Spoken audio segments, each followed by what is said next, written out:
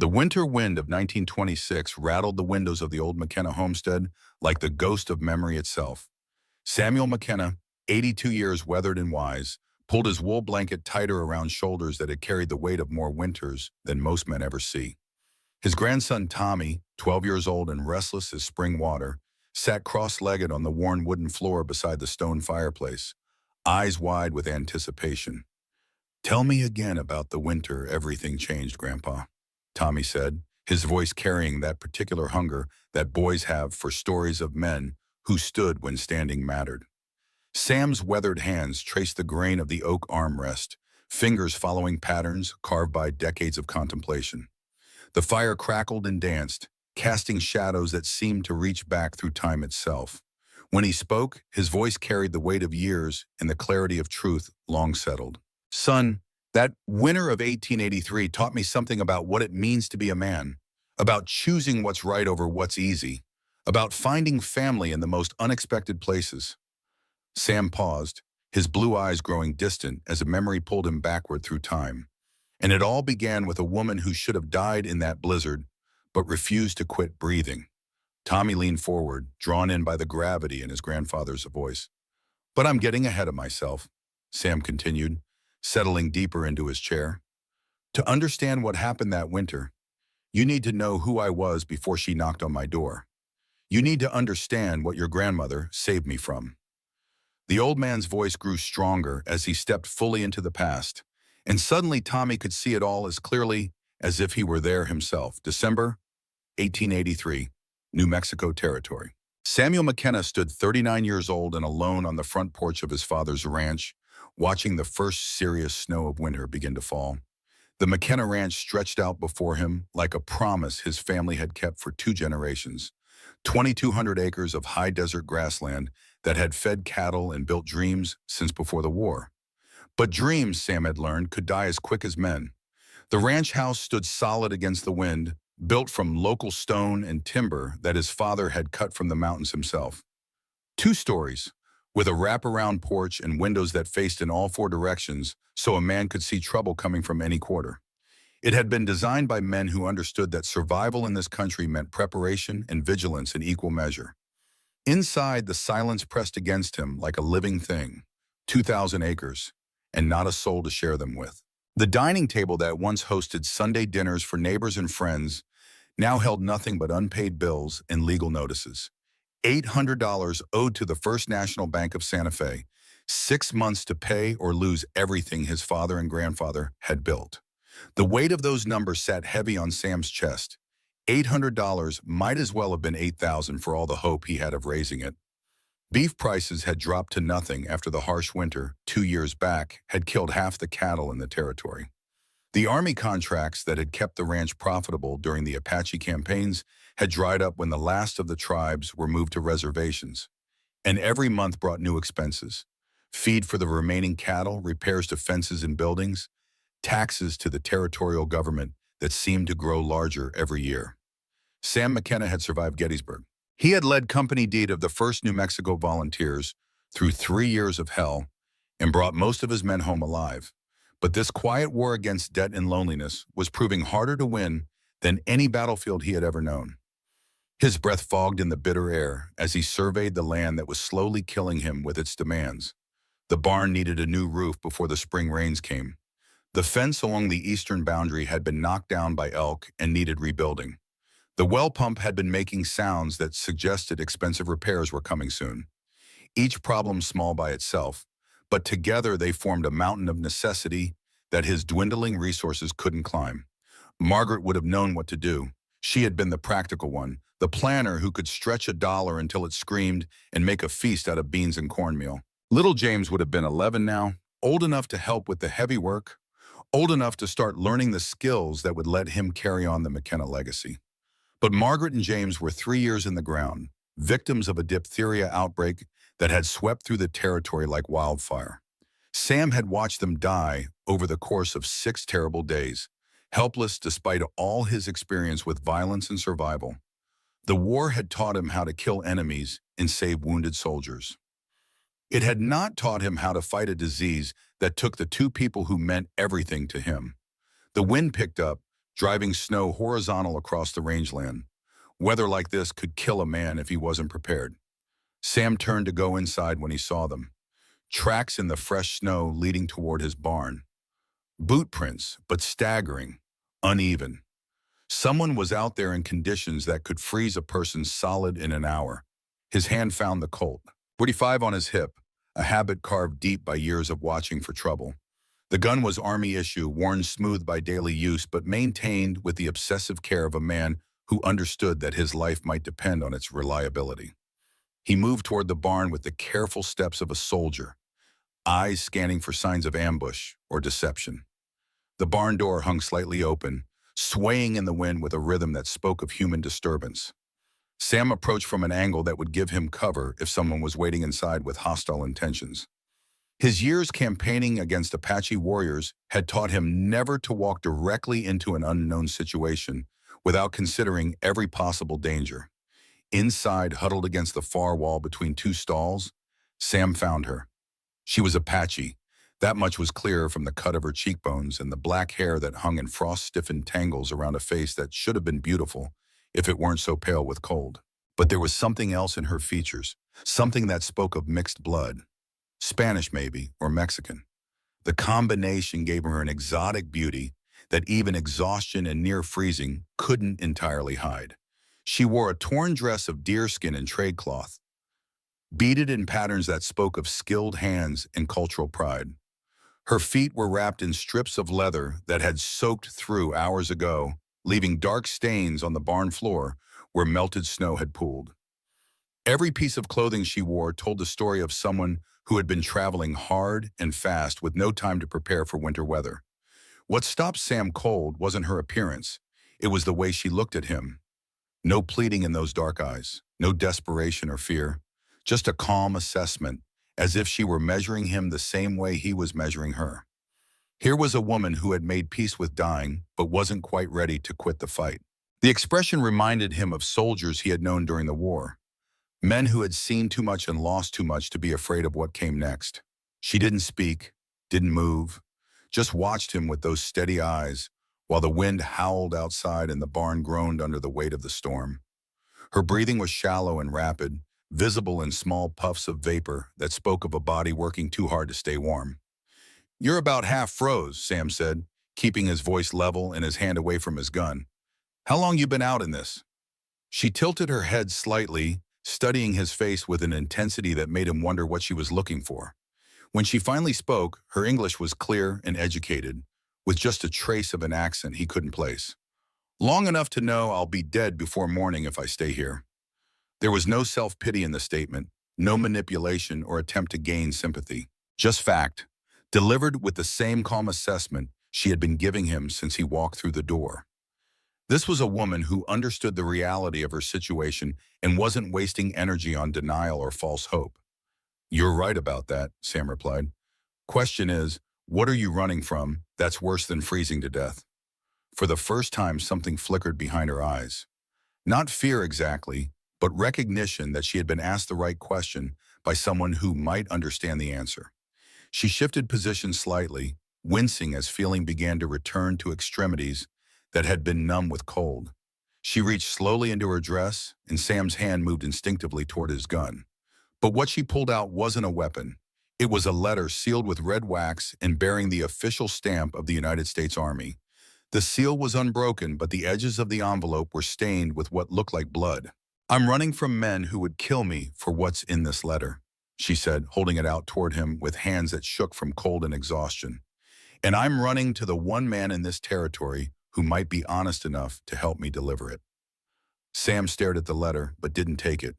Military correspondence was serious business, especially when it was being carried by someone who clearly wasn't a soldier. The bloodstains suggested that getting possession of this letter had cost someone dearly. "What makes you think I'm that man?" "Because Colonel Morrison told me to find Captain Samuel McKenna if anything happened to him. He said you were the only officer in the territory who couldn't be bought." Sam felt the world shift slightly under his feet. Colonel Morrison had been his commanding officer during the Apache campaigns, one of the few men in the Army Sam had respected without reservation. Morrison was a soldier's soldier, someone who cared more about doing what was right than advancing his own career. He was also the kind of man who made enemies among politicians and bureaucrats who preferred convenient lies to inconvenient truths. "Morrison's dead," Sam said quietly, the words carrying more weight than he had intended. "I know. I was there when they shot him." The words hung in the air between them like smoke from a gun barrel. Sam felt something cold settle in his stomach that had nothing to do with the winter weather. If Morrison was dead and this woman had witnessed his killing, then whatever was in that letter was important enough to commit murder over. Sam reached for the letter, and when his fingers touched hers, he felt how cold she was. Not just cold from the storm, but the deep, bone-settling cold that comes when a body begins to shut down non-essential functions to preserve life. She needed warmth and shelter immediately, or the contents of the letter would die with her.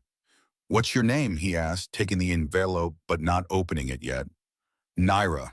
The name was Apache, but spoken with the precise pronunciation of someone who had received formal education. Another contradiction in a woman who seemed to be made of contradictions. "Well, Naira, it looks like we both have problems. Mine's keeping this ranch from being sold out from under me. Yours is staying alive long enough to deliver that letter. Maybe we can help each other." He helped her to her feet, noting how she moved with careful dignity, despite the pain he could see in her eyes.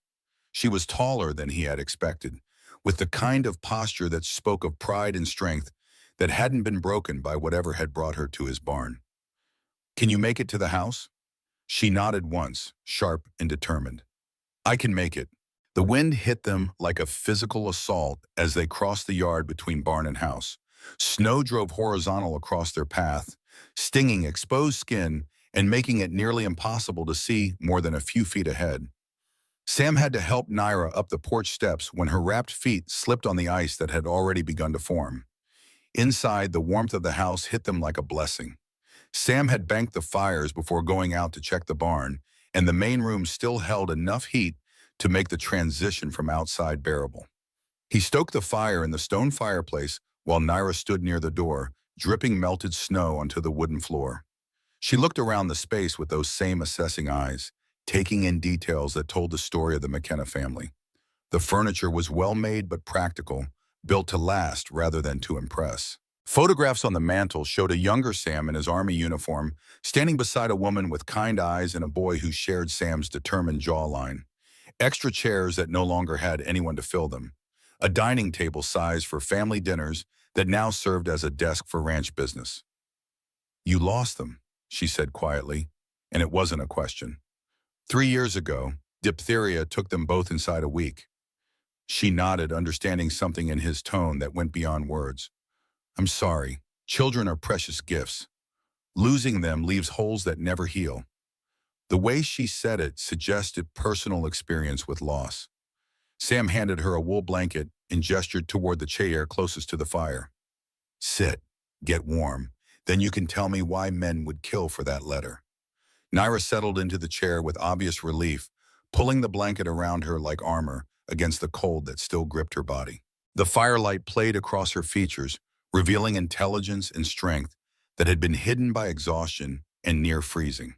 She studied the envelope for a long moment before breaking the wax seal. "Colonel Morrison discovered something," she began, unfolding the papers inside with careful movements that spoke of their value. "Something about mineral rights and land patents that goes all the way to the territorial government." Sam leaned forward, his attention sharpening. Land patents and mineral rights were serious business in the territory, the kind of thing that could make men rich overnight or get them killed for asking the wrong questions. The territorial government's handling of land rights had been controversial since the end of the war, with accusations of favoritism and corruption that had never been properly investigated. "What kind of discovery?" Naira spread the papers on the small table between them with the care of someone handling explosives. Maps, survey documents, legal papers covered with Morrison's precise handwriting. Sam recognized the style immediately, remembered the colonel's attention to detail from their days campaigning together. What he saw made his blood run cold. Survey maps showing mineral deposits marked in red ink across a swath of territory that included Apache reservation land and dozens of private ranches. Legal documents transferring mineral rights from tribal holdings to something called the Territorial Development Company. Financial records showing payments to territorial officials, federal marshals, and local judges, and binding agreements that would force land sales when property owners defaulted on deliberately impossible loans. Silver, Naira said simply, pointing to the red marks on the survey map. A deposit that runs under 50,000 acres of what's supposed to be Apache reservation land, and under your ranch. Sam traced the red line with his finger, watching it snake across the map like a river of potential wealth. The deposit was massive, potentially worth millions of dollars at current silver prices, more than enough to justify murder and corruption on a territorial scale. That's impossible. This land has been surveyed 3 times since my father bought it. If there was silver here, someone would have found it years ago. Someone did find it. The Territorial Land Office has known about it for 2 years. They've been systematically buying up land patents and mineral rights through front companies and corrupt officials. The plan was to acquire the land cheaply, then sell the mining rights to Eastern investors for 10 times what they paid. Sam studied the documents spread before him, feeling pieces of a puzzle clicking into place. How did they plan to force people off land that's been in families for decades? Different methods for different situations. For small ranchers, impossible loans that would force foreclosure. For the Apache, violations of treaty obligations that would justify relocation. For anyone who refused to cooperate, Naira's voice trailed off, but the implication was clear. They killed them. My father was the first, chief of the Mescalero band, respected by both whites and Apache as a man of honor. When the territorial representatives came to negotiate mineral rights for the reservation, he listened to their offer and refused. What happened then? Naira's jaw tightened with controlled anger. They told him if he didn't sign, the Army would declare the reservation in violation of treaty obligations and force the entire tribe to relocate to Indian Territory in Oklahoma. 1,200 people, including children and elders, would be marched across 600 miles of desert with minimal supplies. Sam had seen the results of forced relocations during his Army service. The Cherokee removal 20 years earlier had killed thousands of people through exposure, disease, and starvation. The threat to repeat such an atrocity would have been devastating to any tribal leader who cared about his people. But he still refused. He said that selling the mineral rights would be stealing from future generations of Apache children, that the land was sacred, not a commodity to be traded for white man's money. He offered to negotiate a partnership that would benefit both the tribe and the territorial government and environment, but they weren't interested in sharing. They wanted complete control. So they killed him? Not at first. When negotiation failed, they tried to go around him. They approached younger members of the tribal council, offering bribes and threats in equal measure. When that didn't work, they forged documents claiming that my father had signed the mineral rights transfer before his death. Death from what? According to the official report, a riding accident. His horse supposedly threw him while he was checking boundary markers. But Colonel Morrison found evidence that my father was shot twice in the back from close range. The horse was killed to stage the accident. Sam looked at the legal documents again, seeing them now with new understanding. And you were Morrison's translator during the original negotiations. I speak English, Spanish, and 3 Apache dialects. I also read and write thanks to education at the Presbyterian Mission School. Morrison hired me to ensure that both sides understood exactly what was being discussed. So you were witness to the original negotiations and to your father's refusal to sign? Yes, and when Morrison began investigating my father's death, I was the one who helped him gather evidence. We spent weeks traveling between reservation lands and territorial offices, documenting the conspiracy. Sam picked up one of the financial records, scanning the list of payments to territorial officials. The amounts were staggering, thousands of dollars to judges, marshals, and land office supervisors. Enough money to buy cooperation at every level of territorial government. Morrison tried to take this to the territorial governor. Governor Wallace was the first name on the payment list. $5,000 in gold, delivered 2 weeks before my father was killed. The implications hit Sam like a physical blow. If the territorial governor was part of the conspiracy, then there was no legal authority in New Mexico territory that could be trusted. The corruption reached all the way to the top of the territorial administration. Who else knows about this? Morrison and me, and now you. Everyone else who was involved in the investigation is dead. Sam counted the names on Morrison's witness list. 7 people, including a surveyor, a tribal elder, and 2 small ranchers whose land sat above the silver deposit, all marked as deceased in Morrison's careful handwriting. How did you get away? For the first time, real pain flickered across Naira's features. Morrison realized what was happening 3 days before they killed him. He sent me away with the evidence and told me to find you if anything happened to him. I've been running for 3 weeks, sleeping in caves and abandoned buildings, stealing food when I could find it. Sam folded the papers carefully, understanding now why Naira had been willing to risk death by freezing rather than trust her safety to the territorial authorities. She was carrying evidence that could destroy the careers and fortunes of some of the most powerful men in the territory. Morrison told you I couldn't be bought. What made him so sure? He said you'd been offered promotion to major twice during the Apache campaigns and turned it down both times because accepting would have meant transferring away from your men. He said you chose loyalty over advancement, which made you dangerous to men who put profit over principle. Sam remembered those conversations with Morrison. The colonel had been right about the promotions and the reasons Sam had refused them. Company D had been his responsibility, and he hadn't been willing to abandon them to pursue career advancement. What do you want me to do with this information? Morrison said you would know what to do. He said you were the kind of man who would choose doing what's right over doing what's safe. Sam was quiet for a long moment, staring into the fire while his mind worked through possibilities and consequences. Outside, the wind continued to howl, and the storm showed no signs of letting up. Inside, 2 people who had been strangers an hour ago sat across from each other, bound together by knowledge that could destroy them both. The safe choice would be to hand the documents back to Naira and wish her luck finding someone else to help her.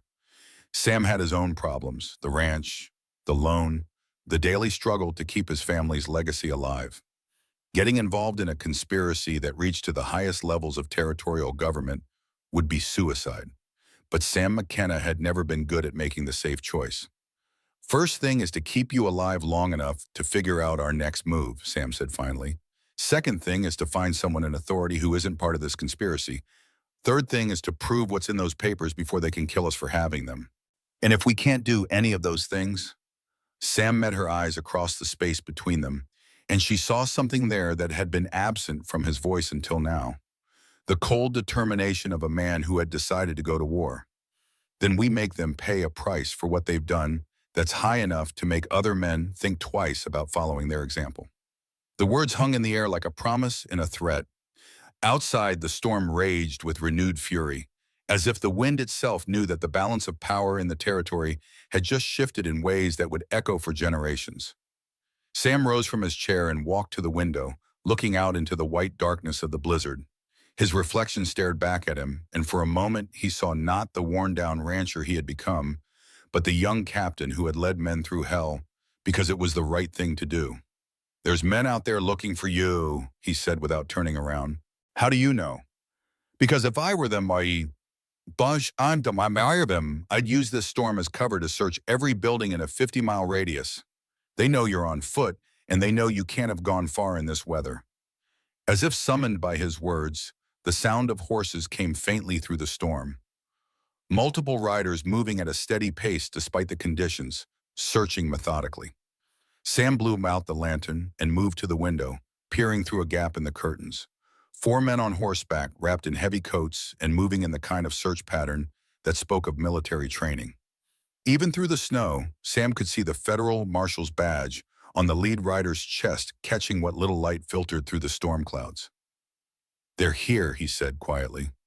Naira was already moving, gathering the papers and tucking them back inside her dress with practiced efficiency. "Is there another way out?" "Back door leads to the kitchen garden.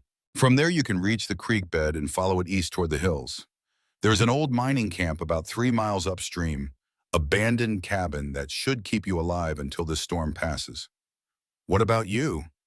Sam turned from the window to look at her, and in that moment, something fundamental shifted between them. No longer strangers brought together by accident, but allies bound by choice and circumstance. I'm going to buy you time to get away. They'll arrest you for helping me. Maybe, but they'll have to prove I knew you were here first. Naira studied his face in the dim light from the dying fire, seeing something there that made her next question unnecessary. But she asked it anyway. Why are you doing this? You don't know me. You don't owe me anything. Sam considered the question while the sound of hoofbeats grew closer. Why was he willing to risk everything for a woman he had met 2 hours ago? The easy answer was that it was the right thing to do. The honest answer was more complicated than that. Because 3 years ago, I stood by and watched good people die when I might have been able to save them. Because I've been carrying that weight every day since, wondering if I'm a coward or just unlucky. Because you walked into my barn tonight carrying proof that the system I served and trusted and bled for is rotten to the core. Sam paused, hearing the horses stop outside his front gate. And because if I let them take you, I'll spend the rest of my life knowing I had a chance to do something that mattered, and I chose to do nothing instead. Naira reached out and touched his arm, just briefly. Her hand was small and cold, but there was strength in the gesture that spoke of shared understanding. Thank you. Don't thank me yet. Thank me when you were survived and the men who killed your father are in chains where they belong. The sound of boots on the front porch cut through their conversation like a blade. Heavy, deliberate steps of men who were used to being obeyed and didn't expect resistance. Go, Sam whispered, pointing toward the kitchen. Follow the creek bed east until you reach the old mining camp. There's a cabin there that's been abandoned for years. It's not much, but it'll keep you alive until this storm passes. Naira moved toward the back of the house with the silent grace of someone who had learned to move without being seen. At the kitchen doorway, she turned back one final time. If you change your mind about helping me, I'll understand. These are dangerous men with powerful friends. I won't change your mind. How can you be so sure? Sam smiled, an expression that carried equal parts grimness and determination. Because Morrison was right about me. I can't be bought. And apparently I can't walk away from a fight when innocent people are getting hurt. The knock on the front door was sharp and authoritative, the kind of sound that demanded immediate attention and brooked no delay. Sam waited until he heard the back door close quietly behind Naira before walking to answer it, each step carrying him further from safety and closer to a war he might not survive. Federal Marshal Williams stood on the porch flanked by 3 deputies, snow covering their hats and coats like a burial shroud. Williams was a tall, lean man with pale eyes and the kind of mustache that suggested he took himself very seriously. Sam had met him twice before, both times on official business, that had left him with the impression that Williams was the kind of lawman who cared more about following orders than seeking justice. Evening, Marshal, Sam said, opening the door just wide enough to show he wasn't hiding anything while keeping the winter cold from rushing into the house. Hell of a night to be out riding. Evening, McKenna. We're looking for a fugitive, Apache woman mid-20s wanted for questioning in connection with the murder of a federal officer. Sam kept his expression neutral despite the surge of anger that rose in his chest. Murder of a federal officer. They were going to claim that Naira had killed Morrison, when Sam now knew that Morrison had been murdered for threatening to expose their conspiracy. Haven't seen anyone like that. Been alone here for 3 days waiting for this storm to blow through. William studied Sam's face with those pale eyes, looking for tells and signs of deception. The marshal had the look of a man who had interrogated enough suspects to know when someone was lying, but Sam had been questioned by experts during the war and knew how to keep his face neutral under pressure. You sure about that? We tracked her to within a mile of this ranch before the snow got too heavy to follow. Like I said, Marshal, I haven't seen anyone. But if I had, I'd be inclined to help her. Woman alone in a storm like this seems like the Christian thing to do would be to offer shelter. It was a careful answer, honest without being helpful, the kind of response Sam had learned to give during his military service when dealing with superior officers who might not have the best interests of their men at heart. William stepped closer, close enough that Sam could smell the whiskey on his breath and see the calculation in his eyes. That would be a mistake, McKenna. This woman is dangerous. She's wanted for killing a federal officer, and anyone who helps her could be charged as an accessory to murder. Well then, it's a good thing I haven't seen her. One of the deputies whispered something to Williams, and the marshal's expression grew harder. Mind if we take a look around, just to make sure you're telling the truth? Sam considered refusing, knowing he had the legal right to deny them entry without a warrant. But refusing would only make them more suspicious, and he needed to buy Naira as much time as possible to get clear of the area. Help yourself, Sam said, stepping aside to let them enter. Though I'm not sure what you expect to find. Place isn't exactly big enough to hide anyone. Williams and his men spent 10 minutes searching the house with the thoroughness of professionals who knew their business. They looked in closets and under furniture, checked the cellar and the attic, examined every room for signs of recent occupancy. They found nothing, because there was nothing to find. Sam had been careful to clean up any sign of Naira's presence before answering the door. But when they finished searching, Williams didn't look satisfied. He stood in the main room, studying the dying fire and the two chairs that faced each other across the hearth, with the attention of a man who made his living noticing details that other people missed. Funny thing, Williams said, his voice casual in the way that meant trouble was coming. Looks like you've been having a conversation with someone tonight. Two chairs by the fire, both of them still warm from recent use. And there's melted snow on the floor by the front door, more than would come from one person entering the house. Sam felt his heart rate increase but kept his voice steady. I was moving furniture around earlier, trying to arrange things so the heat from the fire would reach the whole room better. And I've been in and out checking on the horses every few hours. Williams nodded slowly, but his eyes never left Sam's face. That's so? Well, that explains it then. He paused, letting the silence stretch between them like a rope under tension.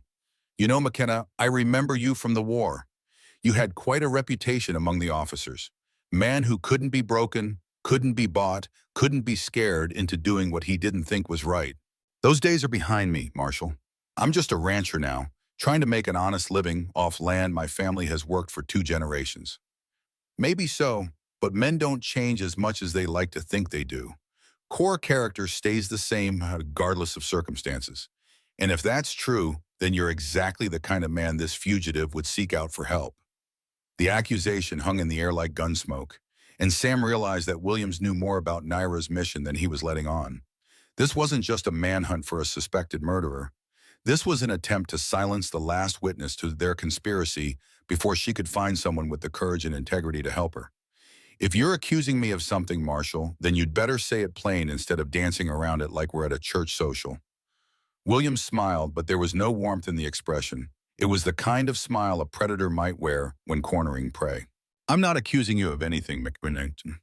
I'm just suggesting that if you were to encounter this fugitive, the smart thing to do would be to turn her over to proper authorities immediately, because the alternative could be very unpleasant for everyone involved. The threat was clear enough: cooperate or face the consequences. Sam had heard similar threats before, usually from men who had more power than sense and believed that intimidation was a substitute for justice. I appreciate the advice, Marshal. Always nice to know where I stand with the territorial authorities. Good, because this territory is changing, McKenna. The old ways of doing business are giving way to new opportunities, new arrangements that will benefit everyone who's smart enough to adapt. Men who understand these changes and work with them will prosper. Men who resist them will find life considerably more difficult. Williams signaled to his deputies, and they moved toward the door with the coordinated precision of men who had worked together for a long time. But before leaving, the marshal turned back one final time, his pale eyes fixed on Sam's face. Oh, and McKenna, that loan of yours with First National is coming due soon, isn't it? 6 months, if I remember correctly, from the territorial business records. Be a shame if you couldn't meet your obligations. Bank foreclosures can be hard on a man, especially when he's got nowhere else to go and no other prospects for employment. The words hit Sam like a physical blow. Williams knew about the loan, knew about the financial pressure that was slowly strangling the ranch, which meant that Sam's financial problems weren't accidental any more than Naira's father's death had been. Thanks for the concern, Marshal, but my business with the bank is my own affair. Of course it is. Just thought I'd mention it, seeing as how the Territorial Development Company has been buying up a lot of foreclosed properties lately. They pay fair prices, from what I hear, sometimes even above market value. Might be worth talking to them if you find yourself in a difficult financial situation. And there it was, the final piece of the puzzle falling into place with the weight of inevitability.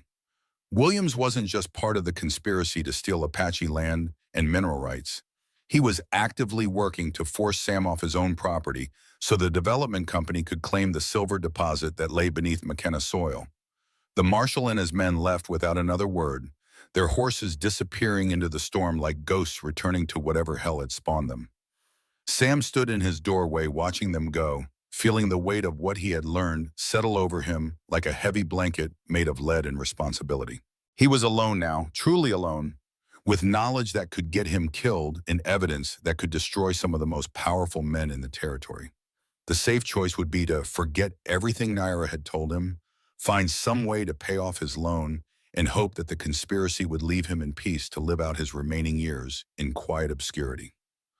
But Sam McKenna had never been good at making the safe choice, and tonight, for the first time in 3 years, he had a purpose that extended beyond his own survival. He closed the door and walked back to the fire, adding fresh logs until the flames blazed high and bright. Then he sat down in his chair and began to plan. Not for surrender, but for war. Not for survival, but for justice. Not for himself, but for a woman who had risked everything to bring him the truth, and for all the innocent people who had died to keep that truth buried.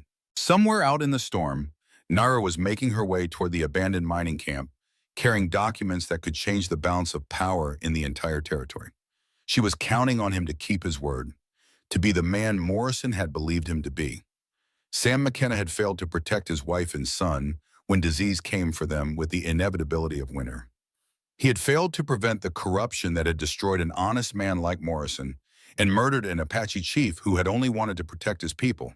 But he would not fail to protect Naira, and he would not fail to see justice done for the crimes that had been committed in the name of progress and profit.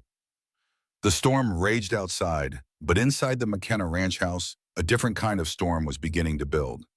One that would either destroy everything Sam had left to lose or forge him into the man he had always been meant to be. In 6 months, the bank would come for his ranch.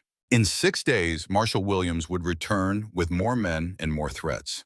But tonight, for the first time in 3 years, Sam McKenna had found something worth fighting for that was bigger than his own grief and loneliness. He settled back in his chair and watched the fire burn, planning for a fight that would determine not just his own fate, but the future of everyone in the territory who believed that justice was worth more than silver and that some things were worth dying for. The first move in that fight would come with the dawn, and Sam McKenna intended to be ready. The dawn came gray and bitter, bringing no warmth but enough light to see the damage the storm had wrought. Snow lay 3 feet deep across the McKenna ranch, transforming the familiar landscape into something alien and treacherous. Sam stood at his kitchen window, coffee steaming in his hands, watching the world emerge from the white shroud of night. He had not slept. The hours between Marshal Williams' departure and sunrise had been spent in careful preparation, the kind of methodical planning that had kept him and his men alive during 3 years of war. By lamplight, he had cleaned and loaded every weapon in the house, counted ammunition, inventoried supplies, and committed to memory every word of the documents Naira had shown him. The conspiracy was vast, reaching tentacles into every level of territorial government. Governor Wallace at the top, Federal Marshal Williams as enforcement, judges and land office officials providing legal cover, and the Territorial Development Company coordinating the entire operation from offices in Boston and New York. 50,000 acres of land worth millions in silver deposits, all being stolen through a combination of legal manipulation and outright murder. The coffee was bitter, made from beans that had been stretched too thin for too long, but it served its purpose of keeping him alert and focused. Today would bring consequences for the choice he had made last night. Williams would return, probably with more men and federal war warrants that would give him legal justification for whatever he planned to do. Sam needed to be ready for war. At 7 o'clock, he saddled his horse and rode east toward the old mining camp, following the creek bed that Naira had taken in her desperate flight from his house. The snow made tracking nearly impossible, but he knew the country well enough to follow the route she would have taken. The abandoned camp lay in a hollow between 2 ridges, sheltered from the worst of the wind, but accessible only by a narrow trail that could easily be watched by hostile forces. He found her in the ruins of what had once been the mine foreman's cabin, huddled beside a small fire built from scraps of timber and old mine supports. She looked up when he approached, and he saw that exhaustion and cold had pushed her to the very edge of her endurance. Her lips were blue with cold, and her hands shook violently as she tried to feed wood to the struggling fire that was her only source of warmth. "You came," she said simply, as if his arrival confirmed something she had hoped for but not dared to expect. "Said I would." Sam dismounted and tied his horse to a post that still stood solid despite years of abandonment and weather. "How are you holding up?" "I've been warmer and hungrier, but alive, which is more than I expected when that storm hit last night." Sam pulled supplies from his saddlebags: food, blankets, a bottle of whiskey that would help fight off the bone-deep cold that had settled into her body during the long night. "We need to talk about what comes next. Williams knows I helped you, even if he can't prove it yet. It's only a matter of time before he comes back with enough men to search every building, every cave, every possible hiding place in the territory." Nara accepted the food gratefully, tearing into bread and dried meat with the desperate hunger of someone who had been living on hope and determination for too long. Between bites, she studied Sam's face with those dark eyes that seemed to see more than they should, measuring him against some internal standard that he couldn't guess. "Morrison's documents," she said, pulling the papers from inside her dress, where she had kept them safe and dry through the long, cold night. "I've been thinking about them, about what they really prove and what we can realistically do with the evidence we have." Sam spread the documents on the rough wooden table that dominated the cabin's single room, weighing them down with stones to prevent the mountain wind from scattering pages that represented the difference between justice and continued corruption. Maps showing the silver deposits in precise detail, financial records documenting payments to corrupt officials, correspondence between territorial leaders and Eastern investors, and detailed notes in Morrison's precise military handwriting documenting witness interviews and evidence collection. "The scope is staggering," Sam said, tracing the red lines on the survey maps that mark the mineral deposits like veins of blood through the territory.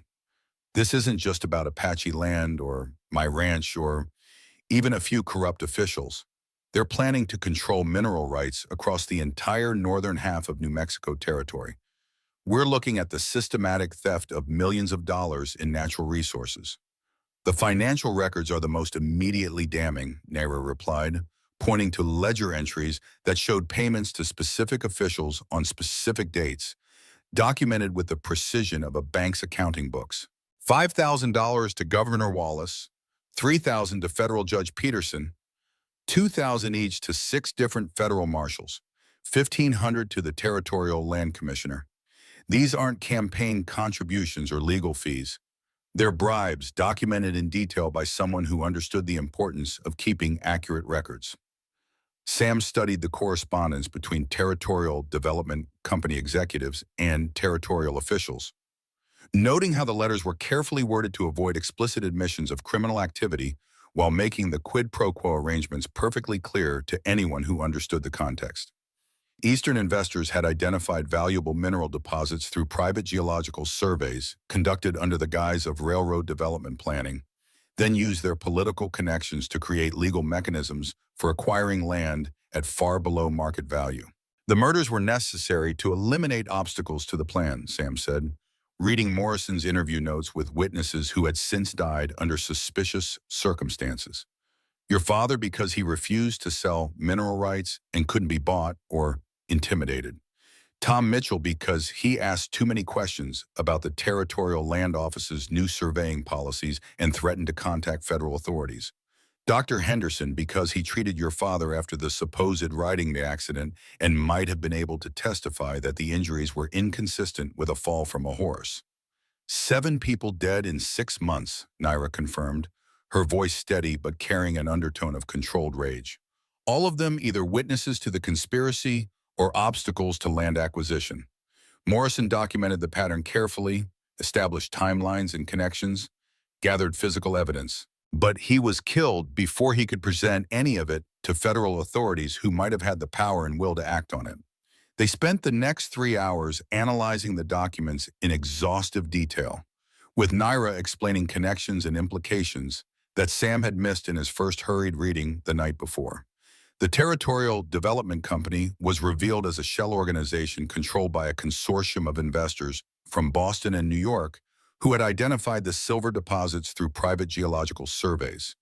They had purchased options on vast tracts of land through a complex web of intermediary companies and shell corporations, then used their political connections to manipulate the territorial legal system. The beauty of their plan from a legal standpoint, Naira explained, is that most of what they're doing is technically within the bounds of territorial law. They're not simply stealing the land through force or fraud. Instead, they're manipulating the existing legal system to force sales at below-market prices, then claiming mineral rights through channels that appear legitimate on the surface. Only when property owners refuse to cooperate or threaten to expose the manipulation do they resort to murder and direct intimidation, which makes it considerably harder to prove criminal conspiracy, Sam observed, understanding now why Morrison had been so methodical in his evidence gathering. Corruption and conspiracy are notoriously difficult to prosecute even when you have extensive documentation. Murder is easier to prove in a court of law, but only if you can demonstrate clear connections between the killings and the underlying land fraud scheme. Morrison believed the key was establishing an undeniable pattern of behavior, Naira continued. Individual deaths might be explained away as accidents or coincidences, especially in frontier territory where violent death is unfortunately common.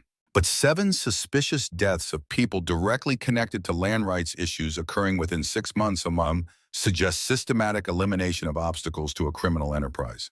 Sam folded the documents carefully and handed them back to Naira, understanding that they represented not just evidence of crimes, but also death warrants for anyone caught possessing them. The fundamental question is what we can realistically do with this information. Williams and his associates know we have it, and they'll use every resource at their disposal to prevent us from reaching anyone with the authority and willingness to act on it. Morrison mentioned a federal judge who's supposed to arrive in Santa Fe next month, Naira said, hope creeping into her voice for the first time since Sam had found her in his barn. Judge Harrison, appointed directly by President Arthur to investigate territorial administration irregularities and corruption. If we could somehow get this evidence to him. One federal judge against an entire corrupt territorial government? Sam shook his head grimly. They'd kill him too, or buy him off, or find some way to discredit him and his investigation before he could act on any evidence we might provide. Maybe you're right, but Morrison thought Harrison was different from the usual political appointees.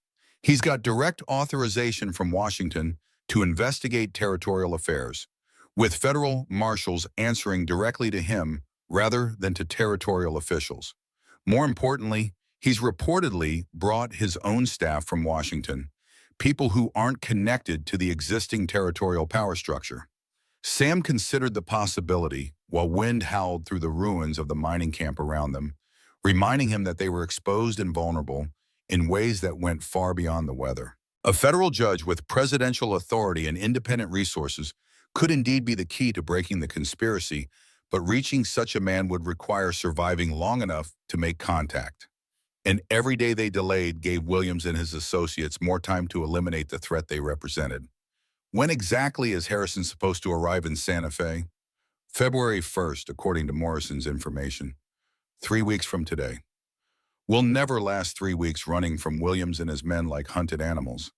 They know this country too well, have too many resources, too many people willing to help them hunt us down for the bounty they're probably offering. Then what do you suggest we do? Hide in caves until Harrison arrives and hope Williams doesn't find us?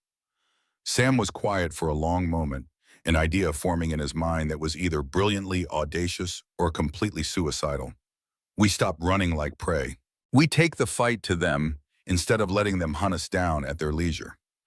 How exactly do you propose we fight back against federal marshals and territorial officials who control every legal institution in New Mexico? By gathering additional evidence and witnesses before Harrison arrives, by forcing them to act in the open where people can see what they're really doing, by making it impossible for them to dismiss this conspiracy as fabrication or coincidence. Naira stared at him as if he had suggested they sprout wings and fly to the moon. You want to actively investigate a conspiracy that reaches to the highest levels of territorial government? They'll kill us before we can gather a single additional witness or piece of evidence. Not if we're smarter about it than Morrison was. Not if we use their own tactics against them and stay ahead of their responses. Sam pulled a piece of paper from his coat pocket, unfolding it to reveal a list of names written in his careful military handwriting. I've been thinking about this all night, trying to remember details from conversations I had with Morrison during the Apache campaigns. He mentioned other people who were asking uncomfortable questions about territorial land policy, ranchers who were being pressured to sell property for less than market value, tribal members who witnessed the negotiations with your father, territorial employees who might have seen documents they weren't supposed to see. Naira studied the list carefully, recognizing some of the names from Morrison's investigation notes. These people could be dead by now, like the others, or bought off, or too frightened to testify even if they have information that could help us. Some of them, certainly. But Williams can't have eliminated or corrupted everyone who knows pieces of the truth. The conspiracy is too large, involves too many people, has too many moving parts for them to control every potential witness. And if we can gather enough independent testimony to corroborate Morrison's evidence, where would we hold such a gathering? The territorial government controls the courts, the federal marshal's office, most of the newspaper editors who might publicize our accusations. There's no public forum that isn't under their direct influence. Sam smiled grimly, remembering something from his military service that might be relevant to their desperate situation. Actually, there is one place where territorial authorities have limited influence. Fort Union. Colonel Hayes commands the garrison there, and military installations operate under direct federal authority independent of territorial government interference. Hayes has been feuding publicly with Governor Wallace over supply contracts and Indian affairs policies for the past 2 years. You think Colonel Hayes would give us sanctuary and protection? I think Hayes would be absolutely fascinated by evidence that territorial officials have been systematically violating federal treaty obligations with Indian tribes while stealing land that's supposed to be under federal protection.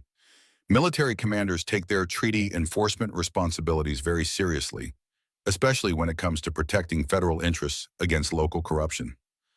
Naira considered the proposal carefully, weighing risks against possibilities with the calculating precision of someone whose survival had depended on making accurate assessments of dangerous situations. Fort Union is more than 200 miles from here, through country that Williams and his men control completely. And we'd need to gather witnesses and additional evidence along the way without alerting the conspiracy to what we're planning. One step at a time, Sam replied. First, we make contact with people on this list and arrange meetings in places Williams won't think to watch. Second, we document their testimony and gather whatever additional evidence they might have that corroborates Morrison's findings. Third, we make our way to Fort Union with enough proof to force federal intervention in the conspiracy. And if Williams catches us before we can reach the fort, then we make absolutely sure that the evidence reaches Colonel Hayes even if we don't survive to deliver it personally. At noon, the sound of horses approaching from multiple directions brought their planning session to an abrupt end. Sam extinguished their fire quickly and helped Naira gather the precious documents while he watched the various trails that led up to the mining camp. Multiple search parties were moving systematically through every abandoned structure and potential hiding place in the immediate area. Williams brought a small army, Sam whispered, counting at least 20 riders spread across 4 separate groups. They're not just looking for us anymore. They're conducting a full military-style operation designed to eliminate us completely. They slipped out the back of the ruined cabin and made their way deeper into the mountains, using game trails and natural cover to avoid detection by the searchers below. The snow made movement difficult and exhausting, but it also helped conceal their tracks from anyone following behind. Sam's intimate knowledge of the country gave them crucial advantages that Williams' men, despite their numbers and resources, couldn't match. For 4 hours they climbed through thick timber and increasingly rocky terrain, putting as much distance as possible between themselves and their pursuers. The altitude and exertion left them both breathing hard, but they couldn't afford to rest while Williams' search parties swept the area behind them. By late afternoon, they reached a high ridge that offered commanding views in all directions, allowing them to assess the full scope of the manhunt being conducted against them. 8 different search groups, Sam counted, studying the distant figures through his field glasses with the practiced eye of a former military scout. Williams brought at least 50 men, more than enough to search every possible hiding place within a 100-mile radius. These aren't local deputies or territorial militia volunteers. They're professional manhunters who know their business. Look at how they're moving, Nera observed, watching the systematic way the search parties swept through the terrain below. They're conducting a coordinated military operation, not a random search. Someone with extensive military experience is directing this effort. Sam lowered the glasses, his expression grim but determined as he processed the implications of what they were seeing. Williams himself, most likely. He's got Army experience from the Civil War, knows how to organize and execute this kind of operation, which means running and hiding is no longer a viable option for us. Time to start fighting back on our own terms. That evening, they established a temporary camp in a shallow cave high on the mountainside, a position chosen for its defensive advantages rather than comfort. The location was sheltered from the worst of the wind, but offered multiple escape routes if they were discovered, and the elevation provided excellent visibility of the approaches from below. Sam had selected the position with the tactical eye of a military officer, considering fields of fire and defensive advantages that might offset their overwhelming numerical disadvantage. As darkness settled over the mountains, he explained his developing plan to Naira in detail. Tomorrow, I'm going to make contact with the first person on our witness list, Sarah Mitchell, the widow of Tom Mitchell, who owned the ranch north of the Apache reservation. Tom died in what the territorial records officially describe as a riding accident 6 weeks ago, but I knew Tom personally during my Army service. He was one of the most skilled horsemen in the entire territory, careful and experienced with animals. If his death was anything other than accidental, Sarah might have noticed details that could help us prove the connection to the broader land fraud conspiracy. You'll be walking directly into a trap, Naira pointed out with obvious concern. Williams almost certainly has her ranch under surveillance, waiting for exactly this kind of contact. Possibly, but Sarah's farm is an isolated country that I know intimately from my years of military scouting. I can approach the property without being seen by anyone watching the main roads and obvious approach roads. If I can reach her, convince her to share what she knows about Tom's death, we'll have our first independent witness to corroborate Morrison's evidence. What about me? Where will I be while you're risking your life to gather testimony from potentially hostile or compromised witnesses? Sam met her eyes across their small fire, seeing determination there that matched his own, despite the obvious dangers that they faced. You'll be attempting something equally dangerous, but potentially more valuable. I need you to make contact with surviving members of your father's tribal council, the ones who personally witnessed the negotiations with territorial representatives. If we can convince them to provide testimony about what really happened during those meetings, it will give us crucial corroboration for the evidence in Morrison's documents. The tribal council members are scattered across multiple reservations now, some as far as 100 miles from here. Finding them and convincing them to testify will require time we may not have. Then we'll have to work as quickly and efficiently as possible. They agreed to separate the following morning. Tomorrow morning, understanding that their chances of success were slim, but also recognizing that divided action was their only hope of gathering enough evidence to make their case compelling to federal authorities. It was an enormous risk, splitting their tiny force when Williams had overwhelming numbers searching for them, but simultaneous testimony gathering from multiple sources was their only realistic chance of building a case strong enough to force meaningful federal intervention.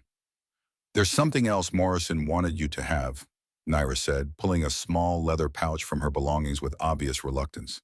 He gave this to me just before he sent me away with the documents, said it was insurance that would prove the conspiracy even if all other evidence was somehow destroyed or discredited.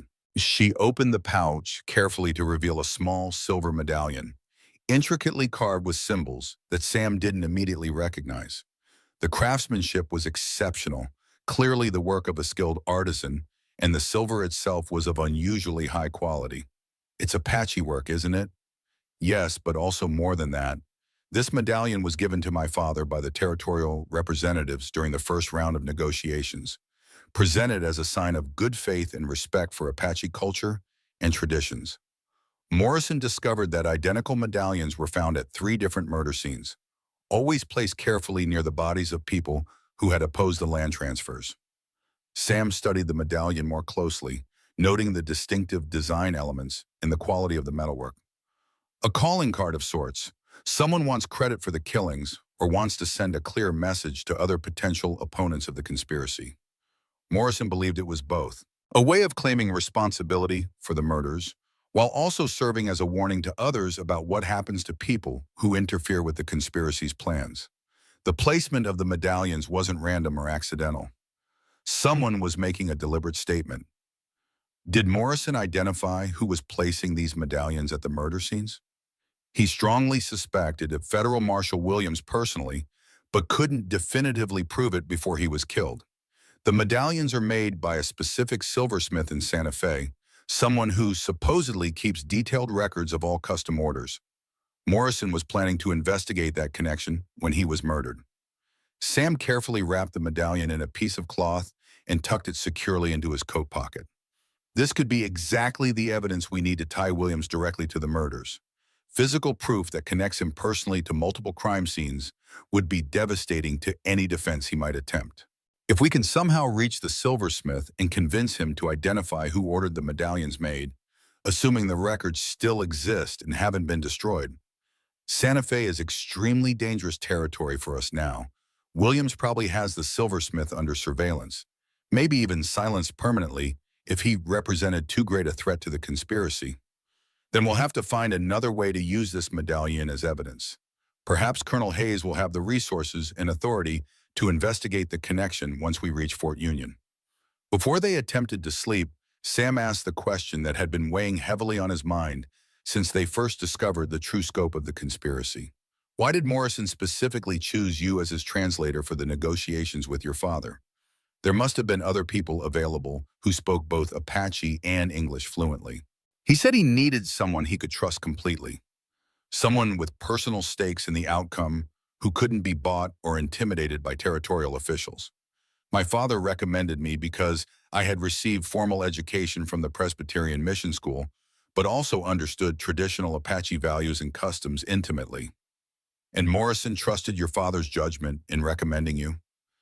They had worked together successfully during previous treaty negotiations over the years. Morrison was one of the very few Army officers who dealt honestly and honorably with Apache leaders, who actually kept his word when he gave it. My father respected him deeply for that integrity. Which helps explain why Morrison's murder had such a devastating impact on your people. Not just because he was investigating the land fraud that threatened your community, but because he was one of the few white officials that Apache leaders had learned to trust over years of interaction. Naira nodded slowly, staring into their small fire with an expression that mixed profound grief with steely determination. Morrison's death sent a very clear message to the entire Apache community that even honest white officials couldn't be trusted to survive if they opposed territorial business interests. The murder was designed to isolate us completely, to make us feel that resistance was hopeless, and that cooperation with the conspiracy was our only option for survival. Is that how your people feel now? Hopeless and isolated? Some do, certainly, but others are angry enough to fight back if they see any realistic chance of success. The tribal council members I'm planning to contact fall into the second category. They knew my father well, respected his judgment and leadership, and understand exactly what his murder represents for our people's long-term survival. Will they trust you enough to provide testimony against territorial officials in what amounts to a white court system? They'll trust the evidence Morrison gathered, especially when it's combined with testimony from white witnesses who can corroborate our account. Apache people understand from bitter experience that justice in white courts typically requires white witnesses to validate and support our testimony. They slept that night in shifts, taking turns watching for signs of pursuit while the other rested fitfully in the cold mountain air. But no searchers approached their position. Williams' men had apparently concluded that the high country was too dangerous to search effectively in darkness, giving Sam and Naira one final night of relative safety before they began the most dangerous phase of their desperate mission. At dawn, they separated without elaborate farewells, understanding that they might never see each other again, but remaining committed to their shared purpose, regardless of the personal cost. Sam watched Naira disappear into the morning mist, heading south toward the scattered Apache communities where she hoped to find witnesses brave enough to risk their lives for the chance of justice. Then he turned north toward Sarah Mitchell's isolated ranch, carrying with him the weight of hope and responsibility that had been absent from his life for 3 long years. The battle for justice was about to begin in earnest, and Sam McKenna intended to fight it with everything he had left to give. The war against corruption and murder was far from over.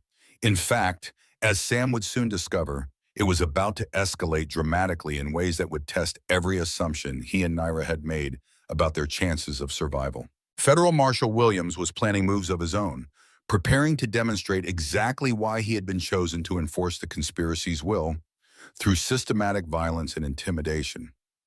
But for now, in this crucial moment, they were moving forward aggressively instead of simply running away defensively. And that fundamental shift in strategy would make all the difference in determining the ultimate outcome of their desperate fight for justice and survival. The morning sun cast long shadows across the snow-covered landscape as Sam McKenna made his way toward the Mitchell Ranch, every step calculated to avoid the main trails where Williams's men might be watching. 3 days had passed since he and Naira had separated, 3 days of careful movement through country he knew better than any map could show. The Mitchell place lay in a valley sheltered by pine-covered ridges, isolated enough that Sarah might speak freely if he could reach her without being detected. Sam approached the ranch from the east, using a game trail that wound through thick timber before emerging near the barn.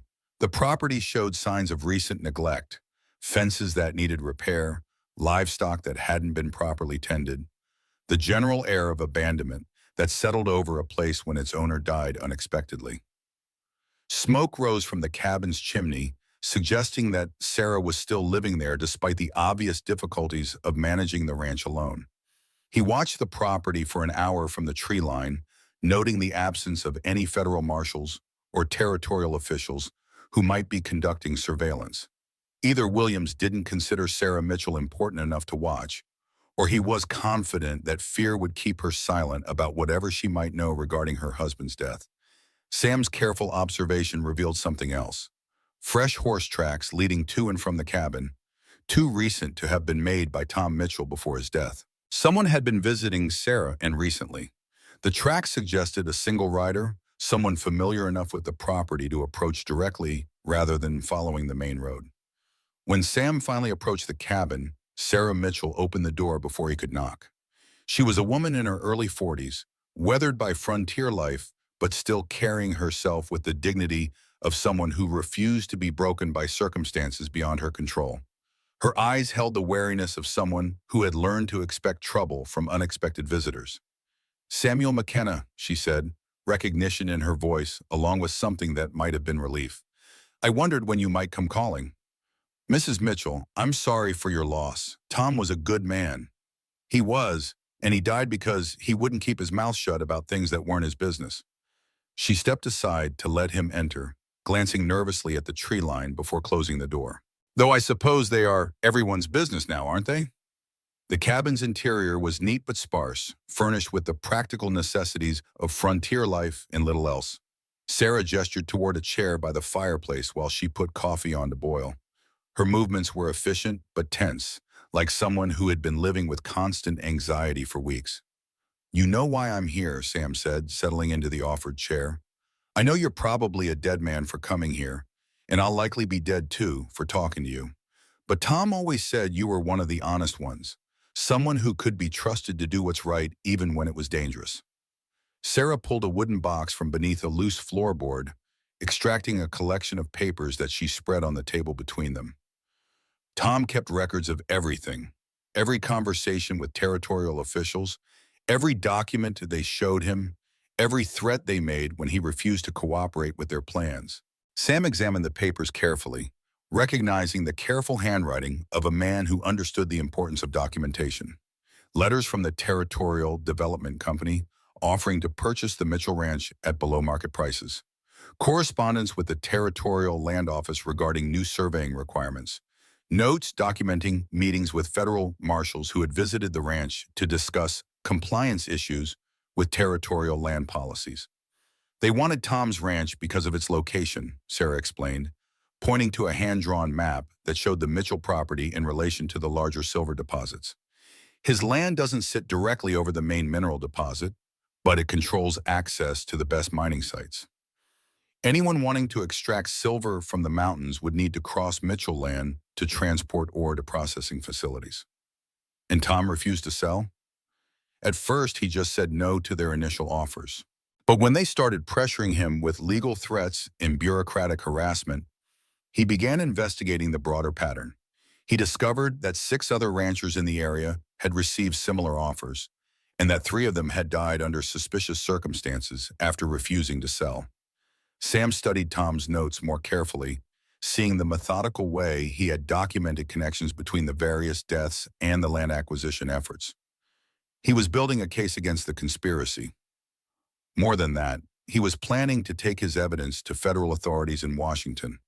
Tom believed that territorial officials couldn't be trusted, but that federal oversight might provide a way to expose and stop the corruption. What changed his mind about going to Washington? Sarah's expression grew dark with remembered pain and anger. Colonel Morrison was killed. Tom had been planning to coordinate with Morrison to combine their evidence and present a unified case to federal investigators. When Morrison died in that supposed riding accident, Tom realized that the conspiracy was willing and able to kill federal officials who threatened their interests. But he didn't abandon his investigation. He became more careful about it, started hiding his evidence, told me what to do if anything happened to him. Tom was convinced that the truth would eventually come out, but he wanted to make sure the evidence survived even if he didn't. Sarah poured coffee for both of them, her hands steady despite the emotional weight of recounting her husband's final weeks.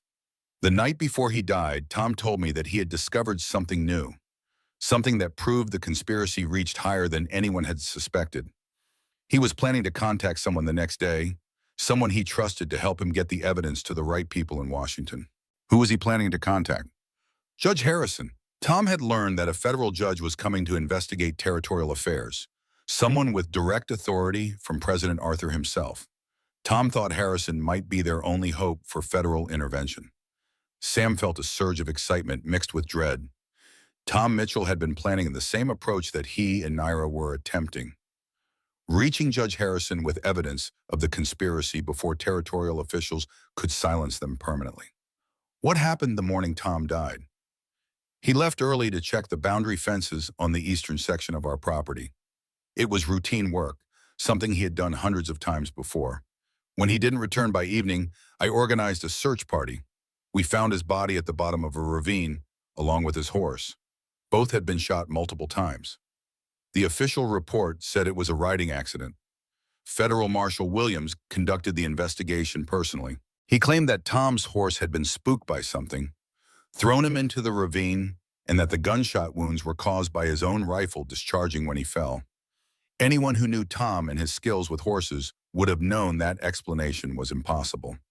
Sam examined the final documents in Tom's collection.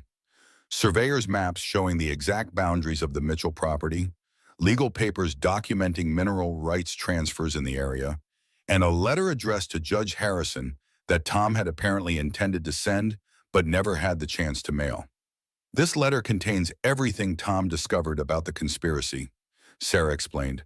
Names, dates, financial records, connections between the murders and the land fraud. He spent weeks preparing it, making sure every detail was accurate and verifiable. Sam read through Tom's letter, impressed by the thoroughness of the investigation and the quality of the evidence.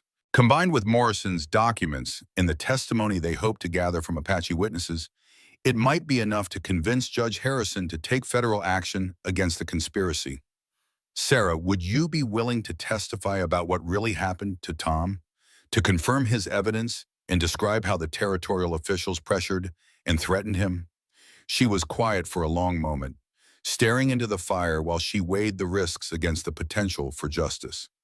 Tom always said that doing what's right matters more than being safe.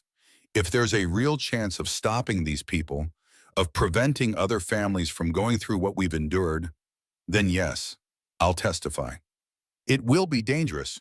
Williams and his associates won't hesitate to kill witnesses who threaten their interests. They're going to kill me anyway if they think I have evidence that could expose them. At least this way, Tom's death might accomplish something meaningful.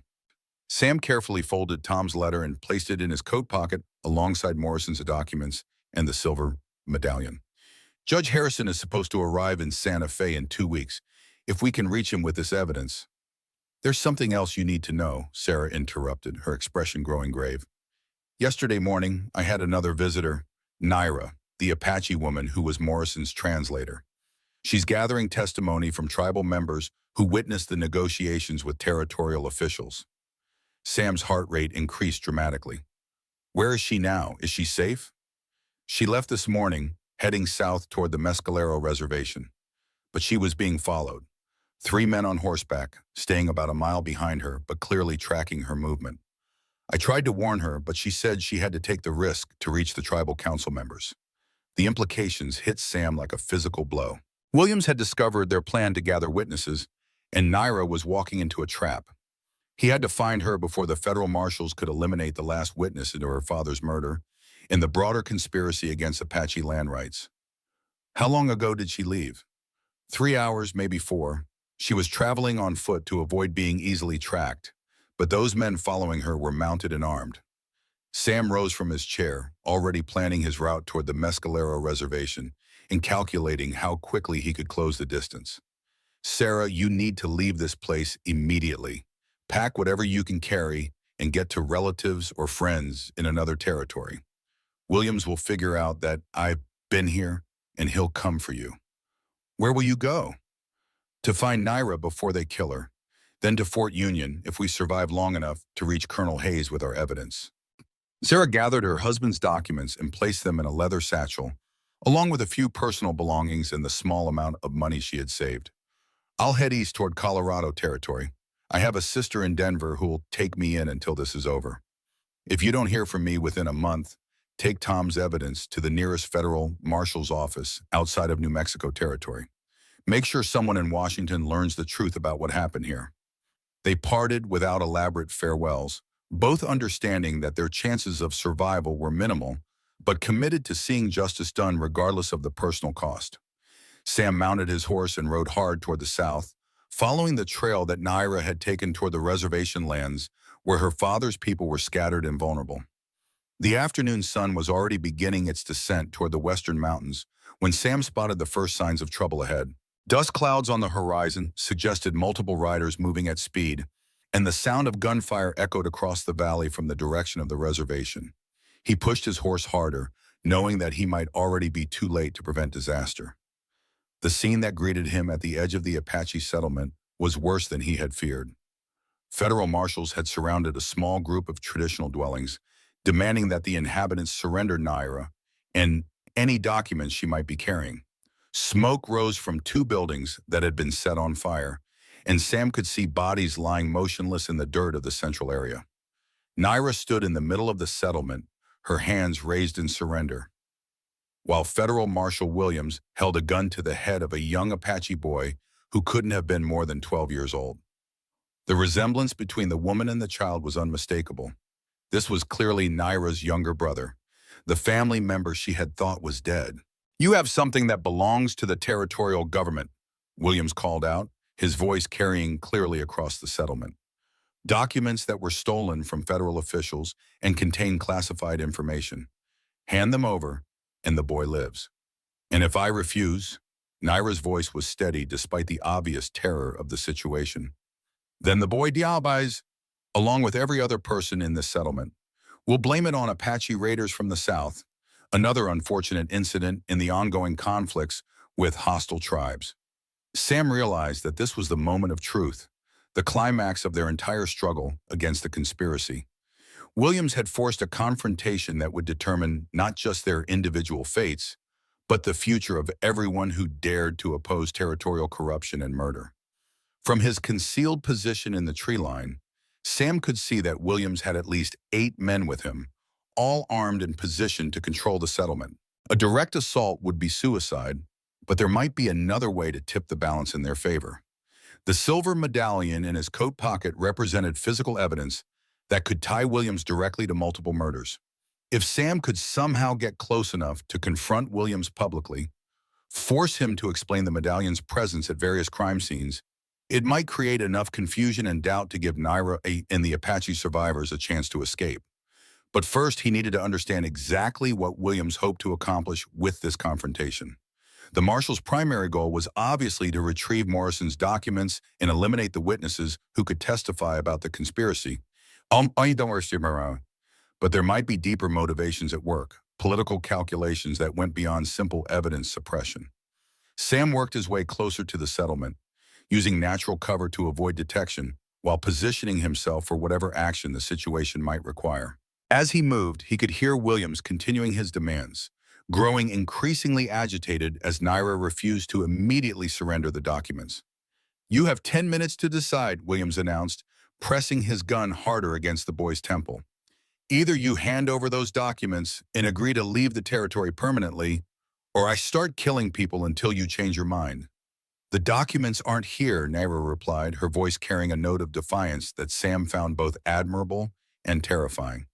"I hid them in a place where your threats can't reach them." Williams backhanded her across the face with his free hand, sending her stumbling backward. "Don't lie to me, woman. We tracked you here specifically because our sources indicated you were planning to gather testimony from tribal members. That means you brought evidence to show them. Your sources were wrong. I came here to warn my people about the danger you represent, not to involve them in something that could get them killed." Sam realized that Naira was buying time, trying to think of a way to protect both her brother and the other Apache people who had been caught in Williams' trap. But time was running out, and Williams was clearly prepared to follow through on his threats of mass murder if he didn't get what he wanted. The federal marshal signaled to two of his men, who grabbed an elderly Apache woman and dragged her forward to stand beside the boy. "Maybe killing civilians will help clarify your thinking," Williams said coldly, "starting with the oldest and youngest, working our way through everyone in this settlement until you decide to cooperate." That was when Sam made his decision. He couldn't watch innocent people die while he remained hidden in safety. Rising from his concealed position, he walked openly toward the center of the settlement, his hands visible, but ready to draw his weapon if necessary. "Let them go, Williams," Sam called out, his voice carrying the authority of someone who had commanded men in battle. "Your fight is with us, not with these people." Williams spun around, clearly surprised by Sam's sudden appearance. "Captain McKenna, how thoughtful of you to join us. Now I can eliminate both remaining witnesses at the same time." "Before you do anything permanent," Sam said, continuing his slow advance toward the center of the settlement, "you might want to explain how this ended up at 3 different murder scenes." He pulled the silver medallion from his coat pocket, holding it up so that Williams and his men could see it clearly. The effect on the federal marshal was immediate and dramatic. His face went pale and his gun hand began to shake slightly. "Where did you get that?" "From Colonel Morrison's evidence collection. He found identical medallions at the murder scenes of Tom Mitchell, Dr. Williams, and Chief Running Bear. All of them placed carefully near the bodies, all of them made by the same silversmith in Santa Fe. All of them ordered by the same customer." Williams' men were looking at him with new expressions, uncertainty and doubt creeping into faces that had previously shown only professional confidence. The medallion represented evidence that could tie their commander directly to multiple murders, making them accessories to crimes that went far beyond territorial corruption. "You have no idea what you're dealing with," Williams said, his voice now carrying a note of desperation that hadn't been there before. "This conspiracy reaches higher than you can imagine. Senators, congressmen, federal judges, people with the power to make problems disappear permanently." "Well, said maybe so," Sam replied, continuing his advance until he was within 20 feet of Williams and his hostages. "But Judge Harrison answers directly to President Arthur, not to territorial politicians or their backers in Washington. When he sees this evidence, along with the testimony we've gathered, your entire operation will collapse." "You think you're some kind of hero, McKenna?" Williams snarled, desperation making him reckless. "You want to know what kind of man you're really dealing with? Your precious captain here is a traitor who cost American soldiers their lives. During the Utah campaign, he refused direct orders to eliminate Apache civilians, let them escape instead of following military protocol." Sam felt the weight of old shame, but also sudden clarity. That's right, and I'd do it again. You betrayed your own men, Williams accused, his voice rising. Let hostiles escape who later killed American soldiers. I saved innocent people from murder, Sam said firmly. Children, elders, women who pose no threat to anyone. What you call betrayal, I call doing what's right when following orders would have meant becoming a monster. Naira looked at him with new understanding. The guilt he carried wasn't from cowardice or failure. It was from choosing humanity over blind obedience, morality over expedience. This was why Morrison had trusted him, why he couldn't be bought or broken. Harrison will never reach Santa Fe alive. We've made arrangements to ensure that his investigation ends before it can begin. Maybe so, Sam replied, continuing his advance until he was within 20 feet of Williams and his hostages.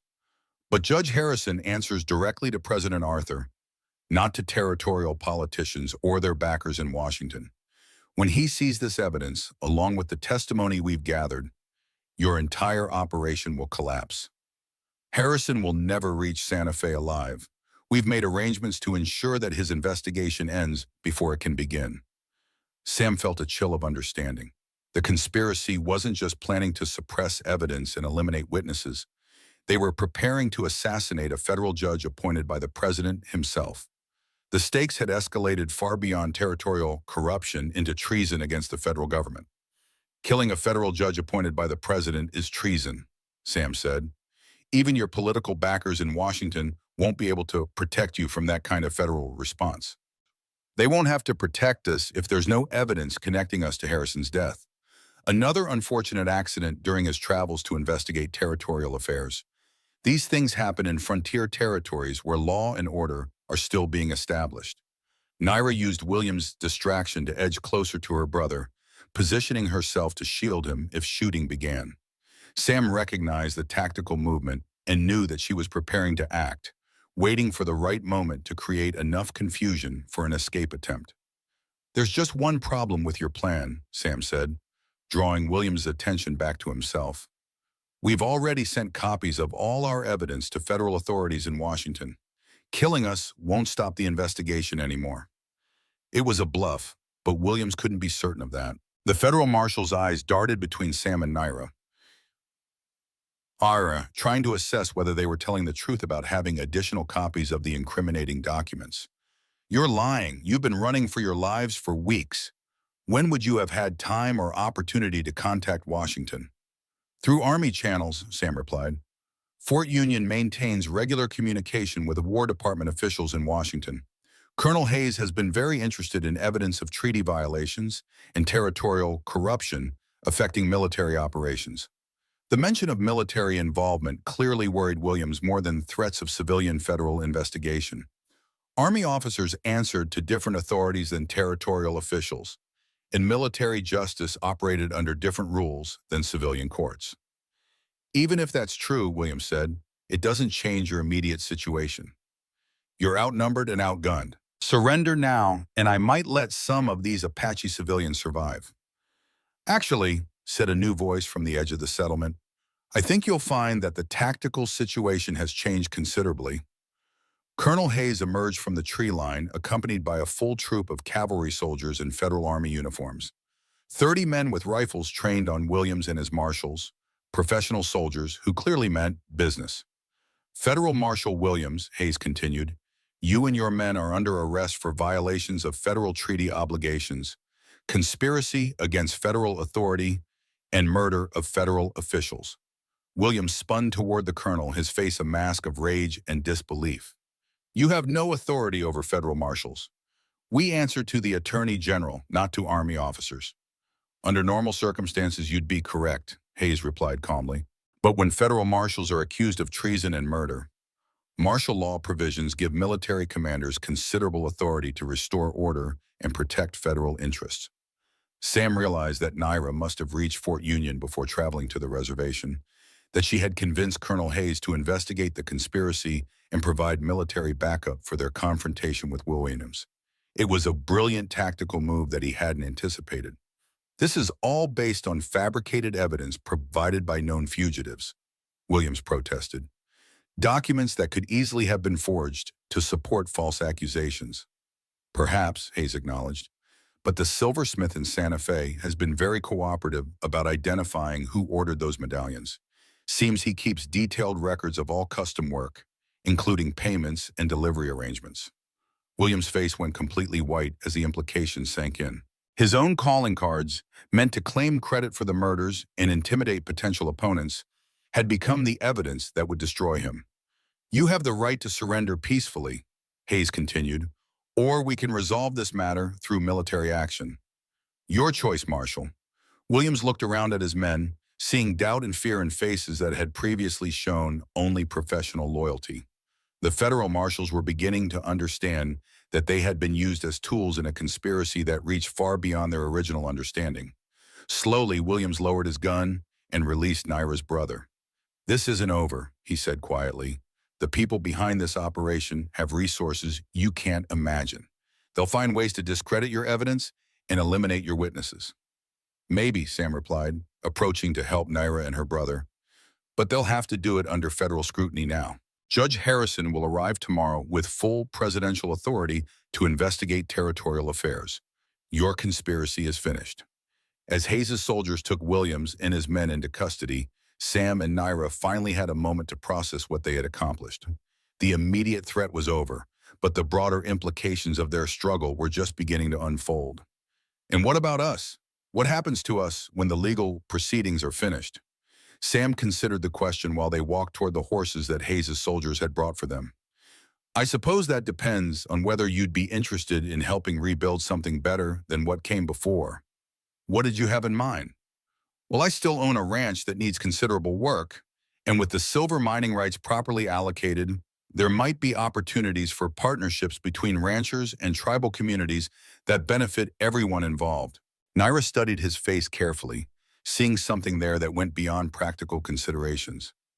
"Are you asking me to stay?" "I'm asking if you'd be interested in building something new together. Not just a ranch or a business partnership, but a life. A family that honors both our backgrounds and creates something better for future generations." She was quiet for a long moment, considering possibilities that she had never dared to imagine during the weeks they had spent running for their lives. "My people will need advocates and allies as they rebuild their communities under federal protection. Someone who understands both cultures and can help bridge the gaps between them. And my ranch will need someone who understands the land and its history, who can help create something that serves the community rather than just individual interests." They reached Fort Union as the sun was setting over the mountains, painting the sky in shades of red and gold that seemed to promise better days ahead. Judge Harrison had arrived that afternoon, 3 days ahead of schedule, and was already reviewing the evidence they had gathered. The next morning, Sam and Naira sat in Colonel Hayes' office, providing detailed testimony about the conspiracy they had uncovered and defeated. Harrison listened carefully, asking precise questions and taking detailed notes about every aspect of their investigation. "This evidence is sufficient to prosecute territorial officials at the highest levels," Harrison confirmed. "Governor Wallace, several federal judges, the Territorial Land Commissioner, and numerous other officials will face federal charges for conspiracy, corruption, and violation of federal treaty obligations." "What about the Eastern investors who funded the conspiracy?" Sam asked. "That will require additional investigation, but your evidence provides clear starting points for federal prosecutors. The Territorial Development Company's financial records will be subpoenaed, and every individual connected to the land fraud scheme will be thoroughly investigated." Harrison closed his notebook and looked directly at both of them. "You've done something remarkable here. You've exposed corruption that could have spread throughout the territorial system, prevented the theft of millions of dollars in natural resources, and saved countless lives that would have been lost if the conspiracy had continued unchecked." 6 months later, Sam McKenna stood on the porch of his ranch house, watching the sun rise over the land that was finally free from the threat of corrupt seizure. The silver mining rights had been properly allocated through federal oversight, with revenues shared between individual landowners and Apache tribal communities, according to a partnership agreement that Naira had helped negotiate. The ranch itself had been transformed through the winter months, new buildings, expanded herds, and agricultural improvements that reflected a combination of traditional ranching methods and Apache land management techniques. It was no longer just Sam's ranch, but a collaborative enterprise that served the broader community. Naira emerged from the house carrying coffee for both of them and settling into the chair beside his on the porch. Her pregnancy was beginning to show, the promise of new life that would grow up in a territory where justice had been restored and opportunities existed for people of all backgrounds. Judge Harrison sent word that the last of the conspiracy trials concluded yesterday, she reported. Governor Wallace received 20 years in federal prison. Williams got life for the murders. The Eastern investors are facing prosecution in federal courts in Boston and New York. And the territorial government? Complete reorganization under federal oversight until statehood can be properly established. Harrison will remain as territorial administrator for at least 2 years, making sure that new officials are honest and that federal treaty obligations are properly enforced. Sam sipped his coffee, savoring both the bitter taste and the sweet satisfaction of justice accomplished. Tommy's going to want to hear this story again when he visits next month. Which version will you tell him? The one about heroes and villains, or the one about ordinary people who chose to do extraordinary things when circumstances required it? Both, probably. He's old enough to understand that real life is more complicated than the stories we tell children, but young enough to still believe that individual choices matter in shaping the world. Naira leaned against his shoulder, comfortable with the silence that had replaced the desperate urgency of their early relationship.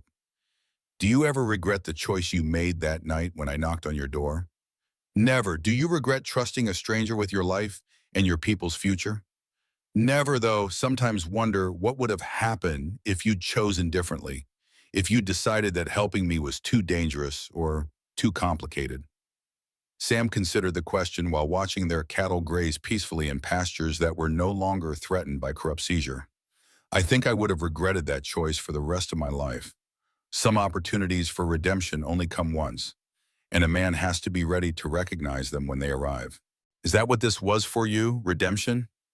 Partly, but also discovery, learning that I could be more than just someone defined by loss and failure. Learning that love and family can be found in the most unexpected places with the most unlikely people. Their son was born in early spring, during the season when new grass covered the meadows and the snow melted to feed the streams that watered the land. They named him James Morrison McKenna, honoring both Sam's lost son and the colonel whose courage had made their victory possible. On the boy's first birthday, Sam began telling him the story that would become family legend. The winter when a desperate woman knocked on a lonely man's door, bringing with her the chance to fight for something larger than individual survival. It was a story about courage and justice, about the importance of choosing what's right over what's safe, about the power of ordinary people to change the world when they act according to their deepest values. Years later, when young James was old enough to understand the full complexity of what his parents had accomplished, he would carry their example forward into his own challenges and choices. The cycle of courage and integrity would continue, generation after generation, in a territory that had been redeemed through the willingness of two people to risk everything for the sake of justice. The McKenna Ranch became more than just a successful business enterprise. It became a symbol of what could be accomplished when people of different backgrounds worked together toward common goals. When individual success was measured not just by personal prosperity, but by contribution to community welfare. And on winter evenings when snow covered the land and the fire burned bright in the stone fireplace, Sam would tell his growing family the story of how their lives had been shaped by one woman's courage and one man's decision to answer a knock on his door with compassion instead of fear. It was a story worth telling, worth remembering, worth passing down through generations of children who would grow up understanding that individual choices matter, that justice is worth fighting for, and that love can be found in the most unexpected places when people have the courage to open their hearts to possibility. The legacy of that winter lived on in the land they had saved, the communities they had served, and the family they had built together from the ashes of their separate losses. It was a legacy that would endure long after their own lives had ended, a testament to the power of ordinary people to accomplish extraordinary things when they choose courage over safety and service over selfishness. The fire in the 1926 homestead had burned low while Sam told his story. Tommy sat in rapt silence, processing the weight of what his grandfather had shared. "So Grandmother Naira really was that brave Apache woman?" Tommy asked, his voice filled with awe. She was the bravest person I ever knew, Sam confirmed, his aged voice soft with memory. And you, boy, carry the blood of warriors and protectors from both sides of your family. Will I be brave like you and grandmother when I grow up?